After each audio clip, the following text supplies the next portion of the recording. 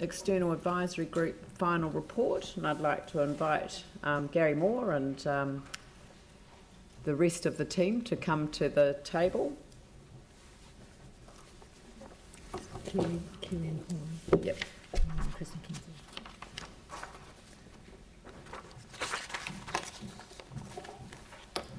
Yes, sorry, the rest of the team being Kieran Horn and Chris McKenzie. I apologise. Thank you. Over to you. Thank you, Mayor and Councillors, and thanks for the opportunity to undertake this exercise.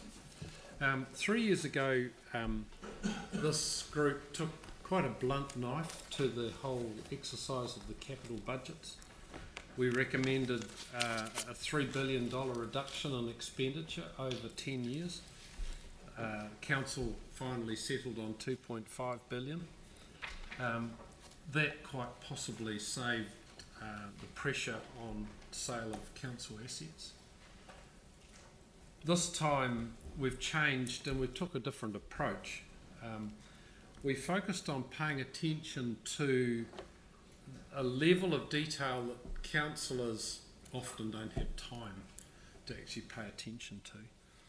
And so the members of the committee, Chris McKenzie, who was the Crown negotiator after the earthquakes and has now been approached by DPMC to be involved in the Crown negotiations with the City Council. Kieran Horn, who is an accountant, Bob Blythe, who unfortunately today is an engineer but unfortunately today is unwell, Sarah Sinclair, who is the chief engineer at Auckland City, and Eleanor Trout, who is an engineer, works as a consultant across New Zealand. Most of our meetings were attended by Dr. Edwards and or Murray Dixon and appropriate staff on that particular topic. Our findings are comprehensively covered in the report in front of you, and I'm just going to cover some, Chris will cover some, Kieran will cover some. But the first point that we feel as a EAG was that you have set some very good strategic objectives as a council, but they are all seen as equal. And are they all equal or are they not? Should you prioritise some over others? Should you not? And our first recommendation would be that you actually go back as a council, as the governors of the city, and say these are our strategic objectives and this is the priority order. Now you may in the exercise decide to leave them all the same, but you've got to make that call. A really important point is that a lot of your expenditure is driven by levels of service. And most councillors will never have been through the whole list of levels of service. In fact, I doubt if there's anyone here that has done that. And levels of service are, there'll be people within the organisation that this is a street and it's 17 years since it was resurfaced. It's supposed to be resurfaced every 17 years and it goes into a plan. And you need to actually go back and have a hard look at those levels of service and decide what's critical and what's not. Chris, you had some thoughts on the levels of service. Yeah, I think levels of service, it's a measure which is very movable, and there are some things which you have to do and there are some which you don't. There are some, for example, and it's not strictly a level of service, but if you get a crack in a road like Waireki Road or something, it's actually quite critical to fix that at the time because, and I know people out east will say, hang on, our streets are still bad, but a $60,000 repair suddenly becomes $600,000 because water gets underneath and you've got to then do a total rebuild. And so levels of service is something which is in some cases almost a day-to-day decision that needs to be made. And as councillors, you sit around this table as councillors for Christchurch City Council, and sometimes you have to take off the community you come from and acknowledge that if you want to spend a lot more expenditure, then ignore some of the issues that are in front of you. But in other cases, and I have to say that when I was here in Christchurch as part of Sarah, there was criticism, justifiably in some cases, where work was done on Memorial Ave and Fendleton Road, which wasn't necessary, but it was on a work program, and there were still roads out east that weren't done. And so you have to think very carefully, and the staff have to think and be open with you that levels of service are something that is, it's not, as Gary said, just because a footpath's 17 years old doesn't mean you have to go and do it. And so there are numerous examples where it has been done, but there are other examples where it needs to be done earlier. And another level of service also covers something like bleeding assets. And again, those that were in Christchurch during the earthquake will know a lot of the worst damage was done to pipes which had been living beyond their expectation because nothing had happened, there was no earthquake, and so therefore the pipes were still fully serviceable. But you get a disaster and suddenly they're the pipes that actually cause you most of the problems. So there's a balance between level of service and bleeding an asset as well. So it's not an easy solution, and I know that you know, Dave Adamson and co are actually sort of aware of that issue. And so it's just something we found when we were going through, that at times we ignore, you know, good asset management and level of service work, and so it does need a review of some sort. So we believe that the levels of service, you need to actually go back and have a detailed look at them. Now, we're aware also of the difficulty of getting the whole council to do that, and I would recommend that you look at a smaller group to do that, but that the councillors establish what are the levels of service you want to look at. Like, you will have received submissions on the LTP. That will be a really good place to start, where the people of Christchurch are saying, we see these as important. But you will also have other areas where the levels of service, at the council table, it's really important that you actually say, this is really important, we want to have a look at these. And I think look at those first.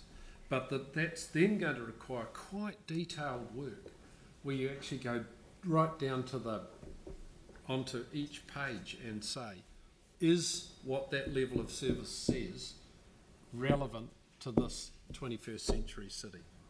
And but that drives hundreds of millions of dollars worth of your expenditure. That's your driver, your levels of service. The strategic framework needs to be also driving your asset management plan.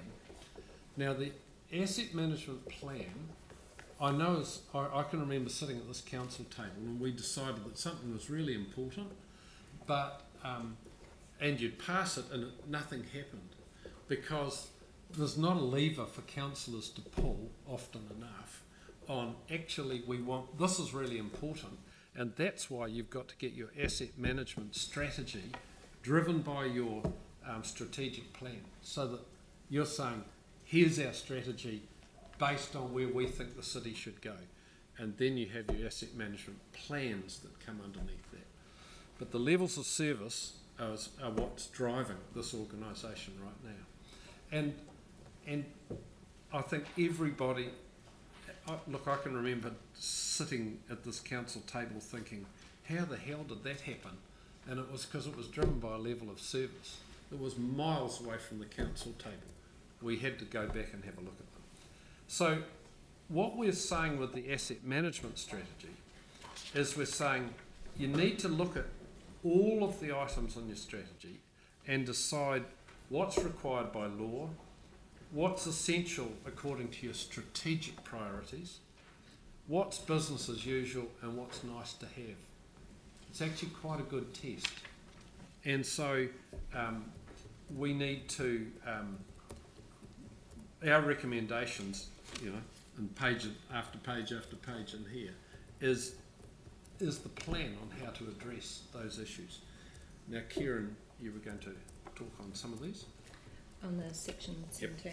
Yep. Yeah, so I mean, you've all got the recommendations in front of you, but there are just some that we wanted to highlight. So the Section 17A reviews, a suggestion that they are actually on a rolling basis, so that they're reviewed throughout the 6-year period, and to take some of the burden off the planning, and I think that's something that SLT are already looking at. We've also got that councillors review the financial capacity and capability to make sure that there's adequate support around this process next time for the financial modelling that's associated with the long-term plan, so that can be done in a timely and iterative fashion, so that councillors can be fully informed of the financial impacts associated with some of the decisions that are being made around the infrastructure strategy. Did you want to cover that? I don't know, who handle skirt legacy? Well, as far as the skirt, just going to the skirt legacy one, you've got to remember the skirt didn't touch anywhere near half of the city. And so I sort of go slightly off topic here. We've reached a stage where the council actually and staff acknowledges we need to draw a line in the sand and say this is where we're at now. I didn't say ignore the Crown. The Crown will come in at some point, but as a city you have to start thinking forward. This is a city you want to be able to welcome people into. People want to live here, they want to work here and do all those sorts of things. And the skirt repairs, look, there's various views on how well they were or weren't done and so forth, but it's the position the city's in now, and so the planning needs to be looking forward rather than continually going back, almost a victim mentality of, you know, we've had earthquakes so we need to do this. You know, a line in the sand needs to be drawn now that says this is the situation the city's in, how do we move forward? Now, I said ignore the Crown. The Crown is going to come in and give Christchurch assistance, but I think the city itself needs to be planning on what is it that it needs to be doing. And if I was being honest with you, I'd say there's some more stuff out east, far higher priority than cycleways in the middle of town. Don't take them off the plan at all, but there are some things that are higher priority. That's just my personal view. If you're looking at getting the city back up so that it's welcoming and so forth, let's do the things that have to be done before some of those other nice to haves. You know, one of the best things that the city did right at the start was the AMI Stadium out at Addington, because it was a community facility and some swimming pools and so forth, but there are other things that are higher priority at the moment. So the skirt repairs, they're over and done. As I said, there's a view on how well or otherwise they were done, but the city now has to move forward from that.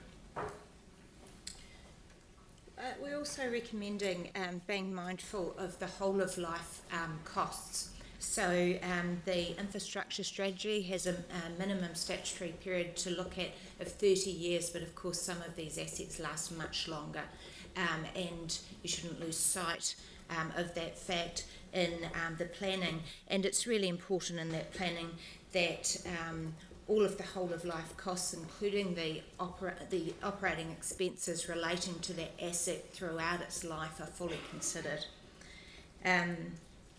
Also, as governors, it is your role to set the strategy, but also to monitor implementation of that strategy. So we are suggesting a review of the reporting requirements to monitor the capacity and capability of the organisation to deliver the capital program. It's important not to lose sight once that the strategy has been set in place. It's really important that that is delivered and monitored accurately throughout the life of that strategy. So, Mayor and Councillors, that's a very brief gallop through our recommendations. We did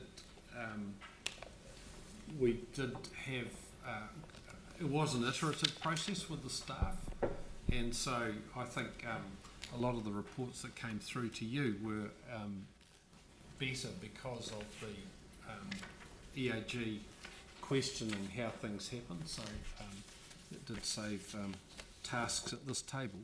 But that's our report. You've all got it, and we're happy to answer any questions. Look, before we do that, the Chief Executive has just done an acknowledgement, which will circulate with the report as well, and table officially. But I'd really like to invite Carleen to provide that initial acknowledgement and response, if that's okay with you. Yeah. Thank you. Carleen. Yes, so thank you for that presentation. Certainly as an organisation we welcome the report. It provides us with some very valuable feedback. You can hear me down there? And helping us to improve the way we work and the work that's done. I think it also gives the public a different view of the complexity and challenges that the council has to do in preparing a budget of, $10 billion over the next 10 years and a year-on-year capital program of $500 million, which is extensive for any council, and that's been delivered successfully and will continue to be so. I think my sense is this long-term plan, I'm a veteran of 2 now, is probably one of the most complex in New Zealand. It's challenging and it's difficult. We have to balance out the issues, or the councillors have to balance out the issues of, the pressures on the community for increasing rates, but also the pressures to not only deliver business as usual, but the repair and regeneration of our city, as well as building the resilience of our city in the future. And those issues about how you prioritise those, I think, are incredibly challenging in this environment. And then to think 30 years out around some of these as well. And you're absolutely right in terms of having the strategic priorities, and that was the strategic framework, which was really useful. We didn't have that last time.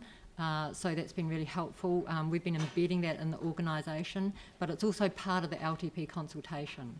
So the framework will actually inform also future annual plans, as well as the future long-term plan. I think we've worked quite closely together, so it's been really helpful for me to come and hear your discussions and answer some of your questions and get some of the feedback. So we changed some of our processes along the way, as you've mentioned, and probably suggest a better report to councillors and better information, and refocus some of the things that we did as a result of that. The executive team also did our own review of the process to date, which aligns with quite a lot of what you've talked about, and so we've already started some of those things that you've got in your recommendations, looking at how we improve our program and project management, preparing a rolling review of all of our documents. So it's not just in the last 9-12 months that we have to start looking at our infrastructure strategy and Section 17A reviews, but actually we do that over time, and so that it's actually more of a living document in that sense. And really creating a potential framework for the review of the service plans. And I would agree that look at what the community values from their submissions and really focus on those things first. We have a lot of levels of service, as you know, and what we're keen to do is to make sure that when we report up, we have some external facing ones that are really the ones that matter to our community. And they may change over time, but actually really focusing on the things that we can be really transparent about and that make a difference to our community. So we're working through that process as well. This is one of a number of ways we're continuing trying to improve these processes. They're challenging and difficult, so we really appreciated the input that you've had. Thank you. And just before I go to questions, because I am going to sort of slightly challenge you across on the comments that you made in relation to skirt. And I actually agree with you that we have to put a line in the sand and we have to move on, because we can't, we will relitigate various aspects of what has occurred there, and I know that the incoming government has recognised that there are there's a deficit with respect to that, and using land drainage as another example of that as well, earthquake-related damage. But what was covered, Skirt was promised to deliver, and I don't like to use Skirt because it's not really their fault. I'd rather say that the horizontal infrastructure component of the cost-sharing agreement with central government signed 4 months before I was elected as the mayor of the city, promised a 21st century resilient city. That's what we were promised. It is not what we were delivered, but it must remain our ambition. So there were 3 elements of how this city felt let down by what occurred, and that was a very strong disconnect between central government and the council in terms of what was covered, and what people felt was covered from this end was that all of the earthquake-related damage would be repaired under the SCIRT program in relation to horizontal infrastructure. That was not the case. Second, standards were changed during the course of the process unilaterally by central government, and in fact we had to request the cabinet paper doing so under the Official Information Act, which caused consternation to the Auditor General when she reported on it. And the third was patch repairs, and as I have said on more than one occasion, that has left a hole in our budget bigger than the holes that it left in our streets. So it is something that we have had to cope with as a city, but I agree entirely with you. We can't change what has happened, we can only move on.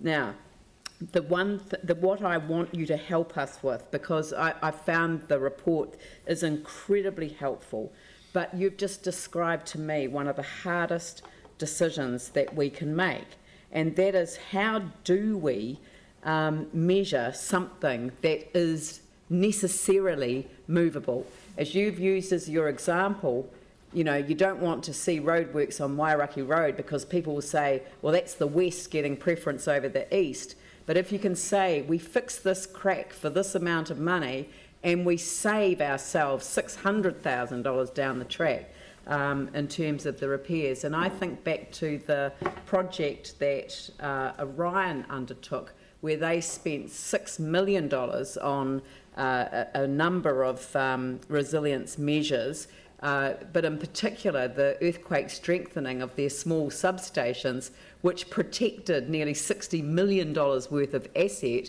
and more importantly meant that the power wasn't off for 3 months instead of the 3 weeks that it was off after the earthquakes.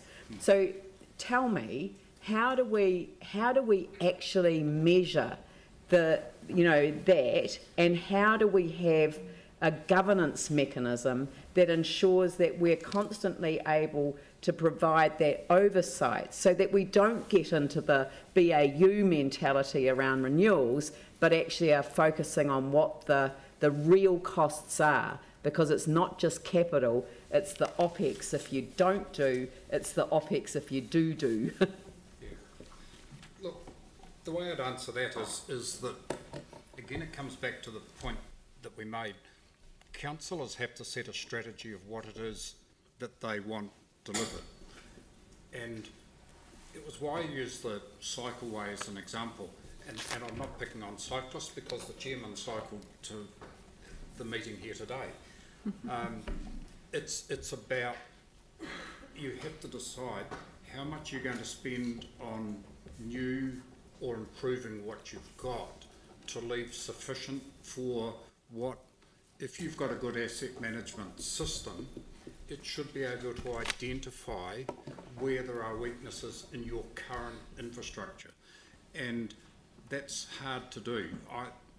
I wouldn't work in Dave Adamson's position for all the money in the world because from one day to the next you don't know. I drove over from Greymouth to come to the meeting. They've just resealed just south of west of Otira. Already the milk trucks have cut it to pieces. NZTA won't have that on their work plan because they'll assume that they've sealed it and they won't need to do anything for another 4 or 5 years. But in fact the milk trucks, because at the moment they're not railing milk, trucks have been using it and it's cut the road up. And so it's the same with your local roads. And so it's how, and it comes back to Gary's point, it's actually how you work on levels of service, and then within the levels of service there are always going to be things which happen outside of that, and it's how you identify, and whether that's an active council program of going around reasonably regular streets and having a look. If you look on motorways and so forth, you'll quite often find that they've poured that sealer through all of their cracks. That's because Fulton Hogan and Higgins and so forth are doing regular inspections of roads. Whether that's, you can afford to do that as a city council, that's another question. But I think it all comes back to A, your levels of service, and then B, determining within your strategy how much are you going to spend on road surfaces so that you still have sufficient funding to do some of these urgent repairs. And with the level, I don't have an easy answer for it. It's No, but actually that's been very helpful. with the levels of service, it's not just roads and it's not just any part of it, it's comprehensive. And you actually have to have you have to reflect on the levels of service of every area.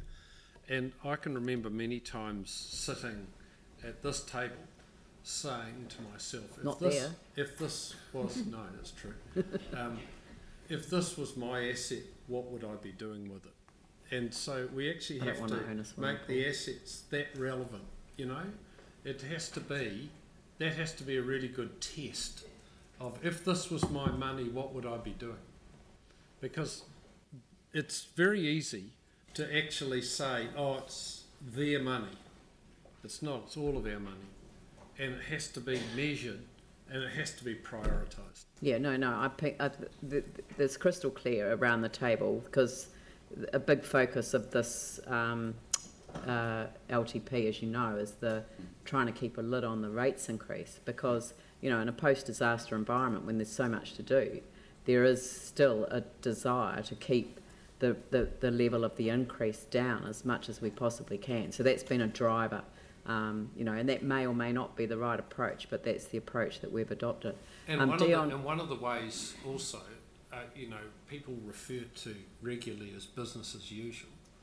Maybe a test for some of this expenditure as business as unusual, and to think of different ways of going about expenditure on different items.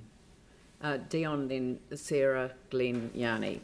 Yes, I've got a couple of questions for you, Gary, and thanks for bringing this report to us, and also thanks to the Mayor for letting us debate this in public, because it is quite important, and I think people need to sort of get a grasp of where we are at and how we're going to be moving forward, so that actually, draw that line in the sand, as you said. But, a common theme about, your report is money, obviously, is the long-term plan, and from the work that you've done, do you think we've got enough money to do what we've said we want to do?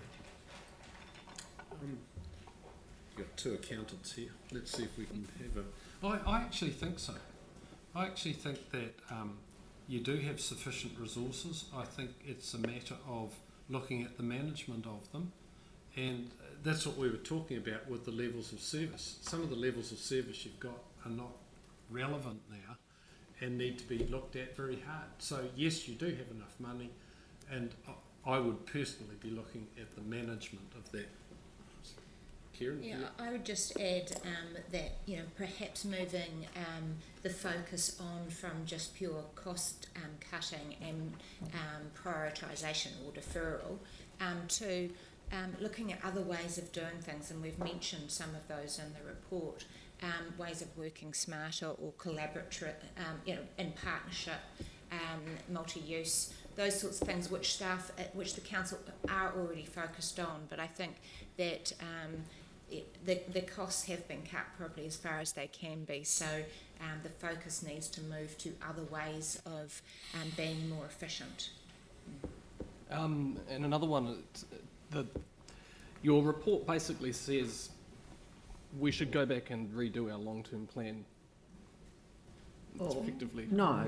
Well, it does in a way. It says, you need to go back and start We're in the middle from of scratch. a long-term yes, plan I know, process. But let me talk, please. We need to go back and, look at the long-term plan and those priorities and stuff. And the auditors passed, obviously, the long-term plan and said, everything was fine. The draft. The draft, yes. Is there a disconnect between what you've seen and what we've presented as the draft? And is there something better that we can do moving forward? I think the focus of the two reports were quite different. So the audit was a compliance focus, so looking at whether the requirements of the legislation have been met, whether the documents compliant, whereas we've tried to take quite a different approach and looking at the value of the infrastructure strategy for councillors and the council in general to see, does this give as much value as it could? And I guess just sort of in the earlier bit where the Mayor picked you up on it, our recommendation is that it's worth going back and having a really hard look at your asset, like your strategic plan, how it's that your asset management plan needs to be, infrastructure plan needs to be a hell of a lot less complicated. It's 150, 160, 170 pages. I think Wellington's is 50. And so you need to get the documentation done quite differently. And then you need to actually say, this council has to decide, is your asset strategy compliant with what you think the strategic plan for the city is? And that is quite a challenge. But none of that needs to be done in a matter of months. No, it can be done. Our recommendation is going you forward. to complete that by the end of the year, so that you can go back. So that we can go into the next annual plan process with that in mind. And we should be clear that the draft infrastructure strategy as it stands is compliant and is better than the last one. Yep. These are just suggestions for moving it further forward. Yeah, and I really appreciate the comments around value, adding value. Sarah. Thank you. There's a lot I like about this report, including the desire for us to potentially, rank our strategic priorities. For me personally, that would be water supply and climate change leadership, and that would make a lot of sense. But when I look at our strategic priorities, and then I hear, and those of you who have seen me around the table won't be at all surprised to hear me say that cycleways was a bit of a trigger word, and it's been mentioned twice. I don't recall seeing any sort of detailed analysis of the cycleways in your report.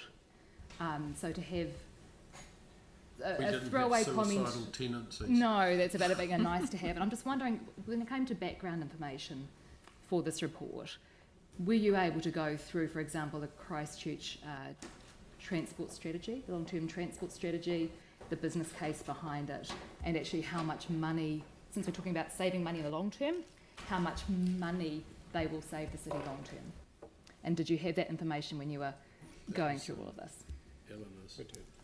Eleanor and Sarah focused in on that one. Yeah. They felt that the levels of service in that area were reasonably good, and I'm now scratching my memory to try and remember what exactly they said. Could we get back to you on that one?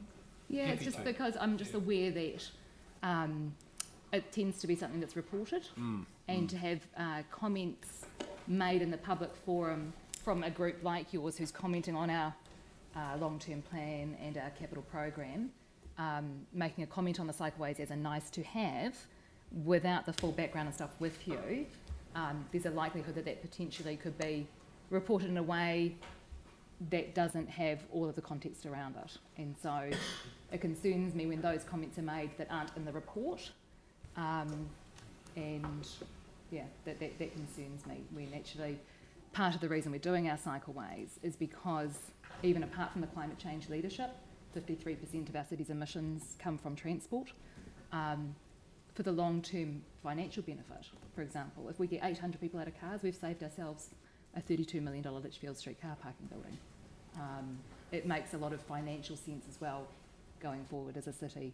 And when the government are pitching in 2 for 1 for the dollars we spend, that also makes a lot of sense. Chris, I think you used the wrong example. Yeah, I think it might have been. I could do this for hours. Those who know me know this. I could do this for a long time. East Coast. Can I just say, I want to say at this point, the officials were very helpful to us. They gave us a lot of information. Some of the things like, for example, the cycleway, they were the sorts of questions that we actually put back to the officials and said, well, do you balance your cycleways with some of the other priorities that you've got within your infrastructure. So some of them are questions that we ask the officials to think about. And so I'm not sure if you look at our terms of reference that we really could have come back with a full analysis of cycleways versus fixing Pages Road versus fixing a stop bank and what have you. I think that Sarah would have rather that you used another example than cycleways, because it was the it's the wide there are multiple issues. I mean, the point that you're raising is correct, which is it is the ability to set priorities. But the reasoning that sits behind that priority isn't an analysis or a comparison between streets in the east and cycleways as a nice to have. It's actually, do we want to get people a safe option for getting on their bicycles to get into town, which would have a flow-on effect in all these other areas, which has got nothing to do with fixing streets. Might get a puncture between New Brighton and but it's got nothing to do with fixing streets. It's to do with another set of objectives which actually tie in with our strategic priorities. But I think the Mayor's telling you to shut up. No. Just I was a cabinet minister under Helen Clark, and she always used to say, "When you're in a hole, stop digging." Yeah. Maybe I could test how many arrived here today by bike. Yeah, electric cars contribute nothing to the cost of repairing our roads, thank you very much, but cause as much damage as those powered by petrol. Solves another problem but creates one. They are lighter. So. You don't pay. The roads are fixed from petrol tax. I paid for mine first. My question I had. We've got Glenn, thank you, Yanni and Jimmy. Thank you. Just on the procurement policy, key observation number 1, you've got there to include the Office of the Auditor General's guiding principles. They were included when the policy was first drafted up. So are you saying here, make that more explicit, or, yes. And given those whole of life cost savings comments you made? Okay. It's referenced in the existing policy. The Auditor General's is it infrastructural strategy, Jonathan? Is the test of umpteen, that's actually quite a good checklist, which was this on that report? We had it at one stage on this report, but we should actually send it out because it's quite good. Yep. Yanni. Thank you. I had 3 questions. One, you talk about our procurement bias to our CCO, and I just kind of wondered, as part of your consideration, you seem to be inferring that a competitive marketplace will deliver. I was quite interested in whether you'd considered actually bringing some of those operations that we contract out or procure actually back in-house, whether you've kind of thought other things, and you've talked about cycleways, so I'll use that as an example. We're hiring consultants to effectively do what's core council business for the next 10 years, and I presume that's at a huge premium. So have you had any consideration around things that we currently contract out or procure through a competitive tendering process that actually may be better we just directly do ourselves? Again, that's part of your asset strategy. You've got to actually look at what advice do you get. So this is the operational costs of the advice you get. Now, it may be much cheaper to engage staff in-house and giving you good quality advice than it is to bring a consultant in. And you've actually got to look at your lists. You should be looking at the lists of consultants and seeing where are we spending our money, and could we do it cheaper in-house? It's a fair question. We also touched on it when we looked at identifying critical assets and risks associated with them and mitigants. And I think there you've had an internal audit report around, I'm just trying to think which one of the waters it was. Anyway, considering whether or not critical services should be contracted out or whether they should be in-house, but generally, no. But that's something we should consider. We should actually make a decision. You know, we should consider that as an option, is what you're saying. We should actually review that. And that's part of your financial strategy. Yeah. It's just, I was interested in your 6.2 of your report, which talked about our procurement policy, which seems to make an assumption that that treating CCTOs differently result in other competitors perceiving a tilting of open competition, and that compromises market interest to compete. And it goes on, you know, reducing potential for innovation and may lead to paying more for goods and services. I don't see anything that's sort of saying, actually, if you own a company and you can directly procure with them, the smart thing in terms of a financial thing would possibly be to look at using it like that. Yes. And I can't quite understand where your rationale is. You don't mention the other stuff that we've just talked about anywhere in this report. Yes, about in-house. About in-house or about not contracting out.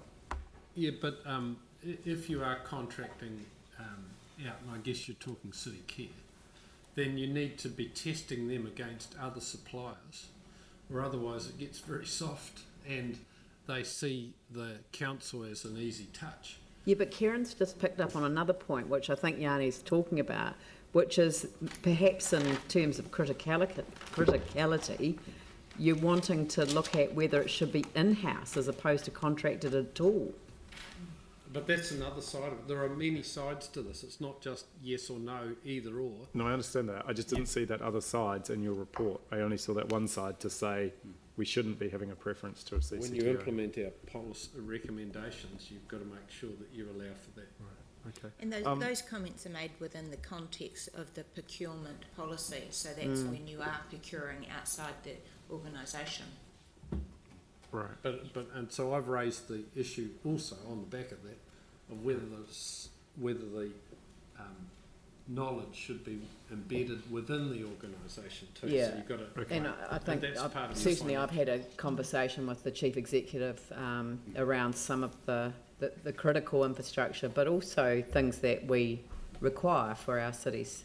You know, garden city status. I really particularly would like people who loved our city to look like a garden city to be doing the work rather than thinking about whether they've met the minimum requirements of a contractual relationship with the council. So the other two areas that I wanted to just ask about, reading through your IT leadership comment, it kind of seems to imply that you're concerned that we've underinvested in IT. Now, I mean, you know, for the 16 years that I've been an elected member, I just recall constantly being asked for more money for IT, huge amounts of money going into systems that would solve all the problems and would be, you know, the magic bullet.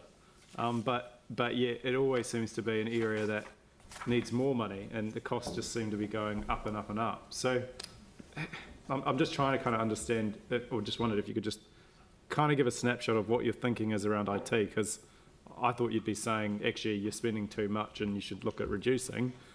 What you seem to be saying is we haven't spent enough and we should be spending more, possibly. But I'll let you talk to it as you guys. The others can add there, but my our recommendations is that you should be briefed on the IT strategy and it be developed and implemented further. The IT section of the council has got 184 people in it. And whether you've got the best IT system this side of the black stump, I'm not convinced of. And so I think the point we got to as a EAG is we'd be having a hard look at your IT section. Okay, it's pretty clear. I know IT seems to be a bottomless pit in every family and every business. For nothing. Nothing. And the final question was, you talk a little bit about delegations doing things differently, but there doesn't seem to have been much discussion that I can see around the idea of, I guess, those external groups. You know, we've transferred a lot of functions to Christchurch NZ. We're funding Development Christchurch to give advice to Regenerate Christchurch. We're funding Regenerate Christchurch to give advice to Development Christchurch. We're funding both of them to give advice to us. And there seems to be this kind of development of a whole bunch of entities that seem to get paid to do pretty similar things. And I just wondered if you'd looked at the rise of, I guess, of board of directors, chief executives, consultants, in terms of our budget and our long-term plan, and what our, you know, if you had any comments around what our strategic approach to that looked like, or how it might be improved. I have personally very strong views on every single thing you've raised. However, none of it had anything to do with the capital review. Yeah. So, but it is. Thank you. Correct answer. So, but I mean, it is something that we will be looking at, because we do actually have to use this time as an opportunity to think about whether we have got the structures right. I don't think we have, but form follows function, and that's the next little bit of work that we're doing behind the scenes. But thank you for raising it. Have a discussion with you offline on that. Absolutely, it's often a feature of discussion at the Tuesday Club, and you can follow them up there. Anne.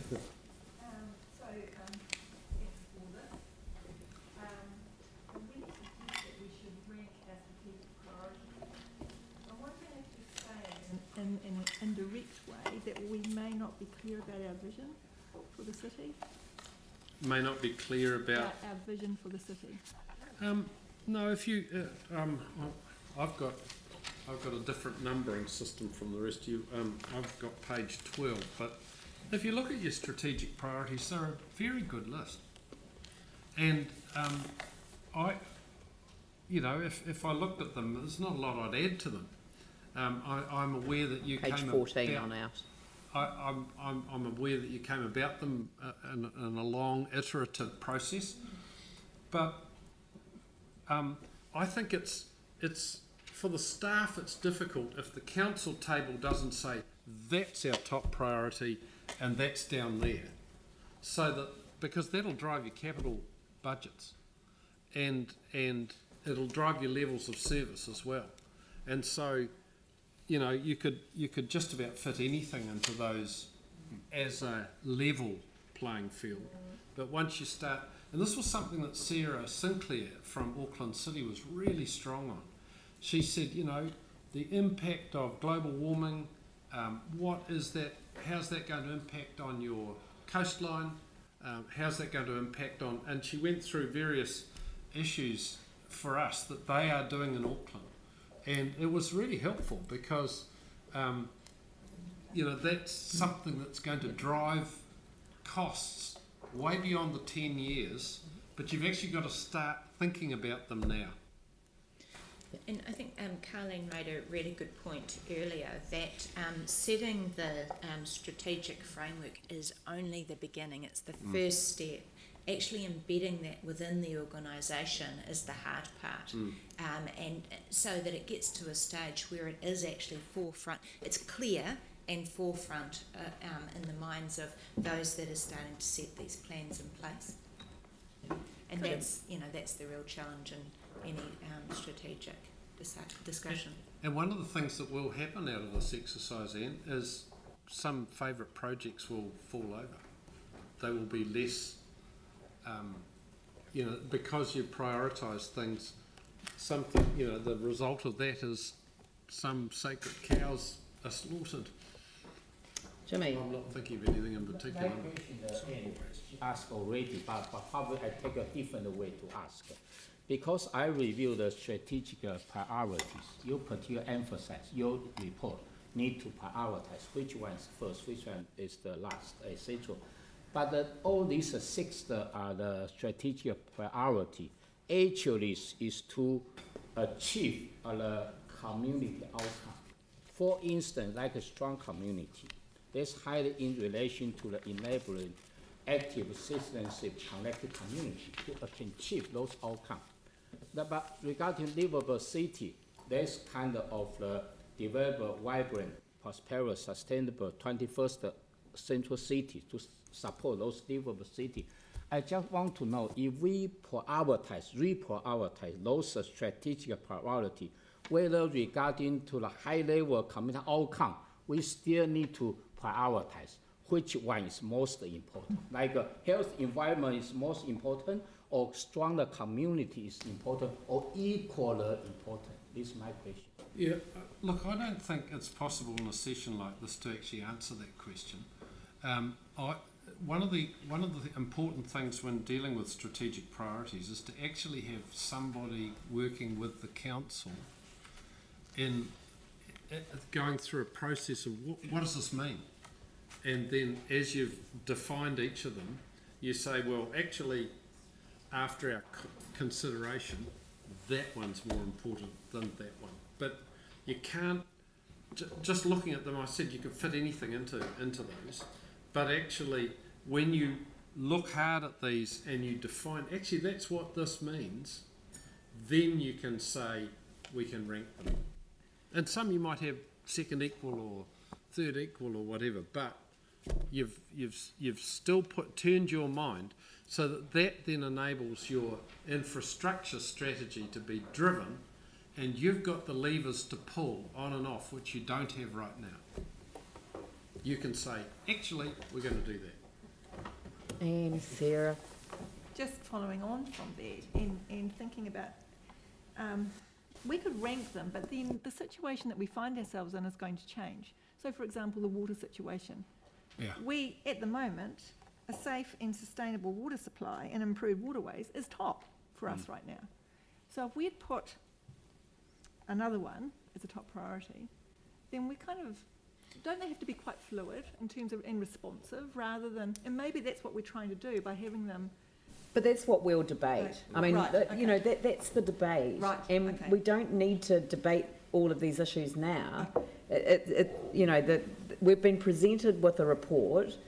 We've had some time to start to absorb it. I think we've got quite a bit of work to do. I've been working on some recommendations for us to debate today, but a lot of it's going to be about what we do with the report in the future. So, Sarah, do you have a question? Just lastly, just following on from Anne again, once they're ranked, once they're embedded, because you're right, that's the next thing, like we've got them there, embedding them into the organisation so that they do drive and pull those levers is really important. But then the next thing is holding on to that so that we don't switch from council to council and have completely new ones each time.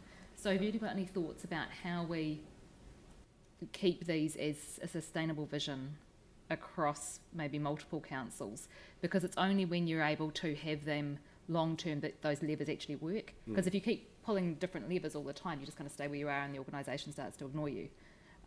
But how do we embed those so that they are sustainable priorities?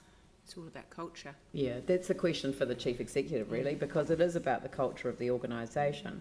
But you can't, you know, no council can bind a future council. You know, council always has the capacity to overturn a decision that others have made. But I think Carlene's adopted absolutely the right approach, which is to say, we're not going to sort of say, this is what we do, this is, you know, this is us doing this is us doing this in response to the strategic directions. It's embedding the strategic directions in the context of everything that the organisation does. That's how you change culture. So, I mean, I think, you know, I just want to congratulate you, Carlene, for taking that approach, because I think that's what's going to make the difference. But I think, you know, can I just sort of kind of wrap up on the questions and just say thank you so much for the work that you've done. We have a series of recommendations, which I'd like to now move on to, and I have, you know, sort of like pre-prepared them. It's like one of those cooking programs where you say, I just happen to have a cake that I've already prepared earlier on, so you can see what it was like after it comes out of the oven. But anyway, I've got a number of recommendations here. But I really do want to personally thank you, Gary, and you know, not just yourselves who have come here today, but the whole team for working together in such a collaborative way, working with staff in a collaborative way, and ensuring that we were able to take on the challenge of what is an extremely complex and challenging budget over the next 10 years. But it's not for the next 10 years. We can review this every year. That's what the annual plan process is for, and I think that what you've done is given us a really good framework for taking this forward. So thank you all very, very much, and please pass that on to your colleagues. We certainly will. Thank you. So the recommendations are, and I'd like to move them, is to receive the EAG's report, note the 8 key recommendations grouped across 4 strategic themes, noting the acknowledgement from the Chief Executive, which highlights the complexity and challenges of the Council's work programme, and in particular, and then looking at the early response, in particular ongoing improvements to programme and project management, preparing for a rolling review of documents underway over the next 3 years ahead of the next LTP, and creating a potential framework for the review of service plans. Agree to prioritise levels of service within the draft service plans in accordance with the submissions received on the draft LTP, including the recommendations on climate change. So I've just picked that one up specifically, and ensure that they are reviewed prior to the 30th of June. So that's to focus on the absolute must-do before we come to the conclusion of the LTP. And then consider all remaining levels of service after the LTP has been resolved with a view to feeding this into the next annual plan. Consider the draft asset management strategy with a view to ensuring that it provides Council with sufficient oversight of the capital program with respect to legal obligations, strategic priorities and renewals, and then notes that the EAG report makes other recommendations across a range of areas related to their review of the infrastructure strategy and the capital program, and invites the Chief Executive to provide feedback with recommendations to Council as soon as practicable, no later than the end of October. So, and I've noted there that there is an expectation that this will lead to a series of reports. So it's not that we'll wait till the end and then report on all of them. It's just as we go through them and it makes sense, then there's a reporting back mechanism to the Council, and we thank the members of the EAG for their work, and in particular thanks the Auckland Council and Development West Coast for supporting Sarah Sinclair and Chris Mackenzie's participation, which we're very grateful for. So can I get a seconder generally? Thank you. Just wondering with number 4, when I can see it again. So prioritise levels of service within the draft service plans in accordance with the submissions received on the draft LTP. Could I ask that we include and our strategic priorities? So prioritising the levels of service, not just on the submissions, but also on our priorities. So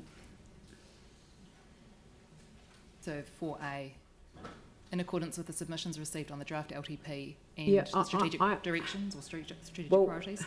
I'm not yet convinced that we need to prioritise them. No, prioritising the levels of service, not just the 6 that are there, that's fine, without prioritised, but it's prioritising the levels of service in accordance with our strategic priorities. Oh, yeah, no, that's fine. That's just adding that as well as the submissions. In accordance with the submissions received on the, in accordance with our strategic priorities. And submissions received on the draft LTP. Yeah, but I don't want it to be exclusive. No. So our strategic priorities, no,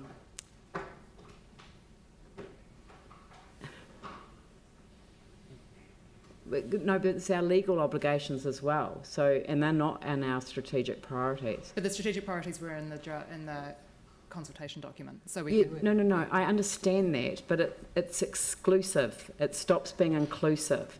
So just prioritise levels of service within the draft service plans in accordance with the submissions received on the draft LTP. We are going to be looking at the strategic priorities, but I don't want prioritising levels of service to be only in that context. But currently it's sorry, currently it's only in the context of the submissions. What if we want to look beyond the submissions? We're not able to do that if we, that's all. So we could say including, change the words in accordance to taking into account Yeah, the maybe, submissions received on the draft LTP. yeah, that would be great, thank you.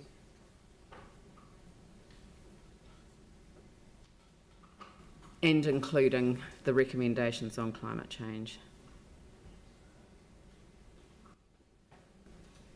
If it's On inclusive, climate sorry, change we leadership. Climate change leadership. Yeah.